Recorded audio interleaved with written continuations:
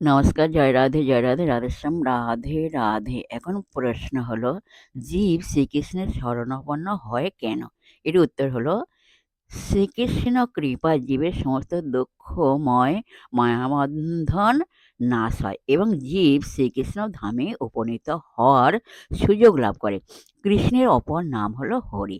তিনি আমাদের সমস্ত দুঃখ, যাতনা, সংশয়, গ্লানি, কষ্ট হরণ করেন, তাই তিনি হরি। এই মায়া সংসারে বারংবার জন্ম মৃত্যুর অধীন হয়ে ঘুরপাক খেয়ে কষ্ট কে পেতে চায়? তাই মহাত্মারা এই জীবনচক্রের গতি বন্ধ করতেই চান।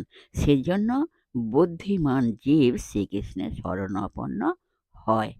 জয় রাধে, রাধেশ্যাম, রাধে রাধে, জয় বৃন্দাবন বিহারী লাল কি জয়, কৃষ্ণ কানাইয়া লাল কি জয়, বাঙ্কে বিহারী লাল কি জয়, জয় রাধে শ্যাম সুন্দর লাল কি জয়, জয় রাধে, রাধেশ্যাম, রাধে রাধে।